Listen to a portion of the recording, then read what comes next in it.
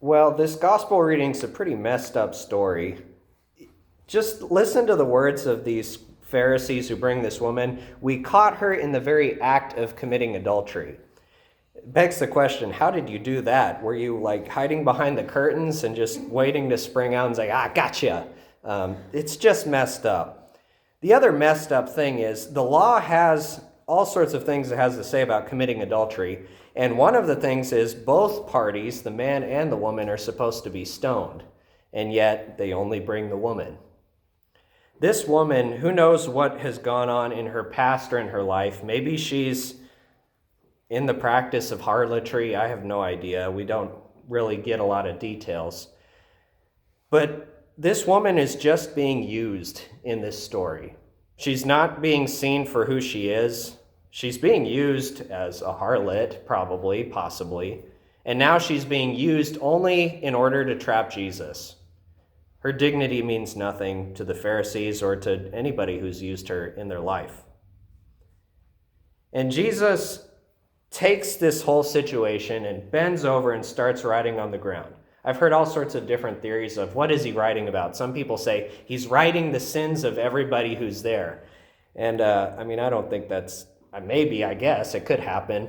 But I would probably look at what he's writing and say, oh, that's probably you over there. It's not me.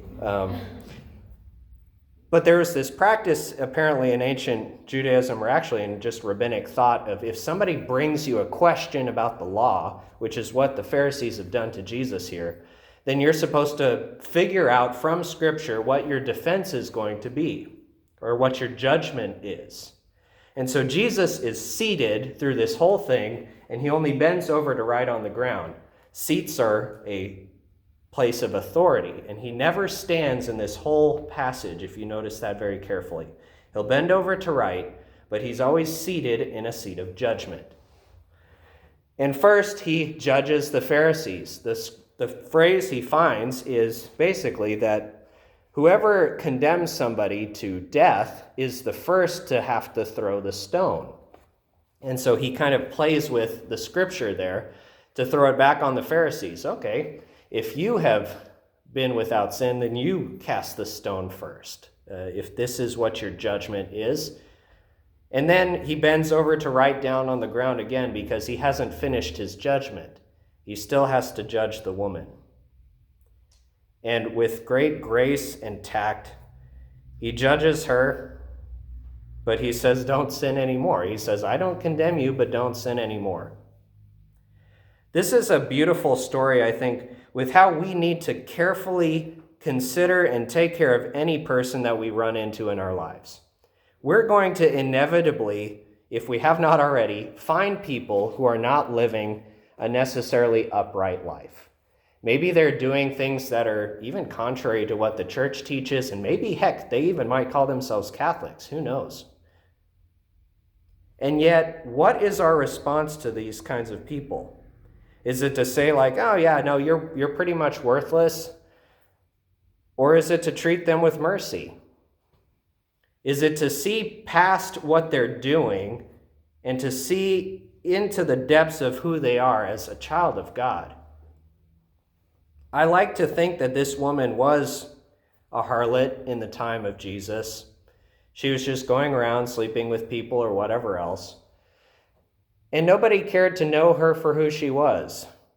They wanted to use her throughout her whole life. And then in this instance, Jesus frees her from all of that bondage and even from death and says, you're more than this. You are worthy. You are loved. It's always concerning to me when somebody in the church is ready to condemn somebody else. We need to take very special care of the souls that are put in front of us. Because I have plenty of situations where somebody comes in front of me, and in a moment I want to judge and say, wow, you've pretty well wrecked your life, and I can see the thread of how you've done that. But that's not helpful. We need help on the journey. It doesn't really matter how we got to the situations we're in, but we need grace. We don't deserve grace, and yet that's what we're going to celebrate with a particular fervor in the next week as we enter into Holy Week. the God of the universe, out of extreme mercy, said, I'm going to end this cycle of violence and love you for who you are and not for what you've done.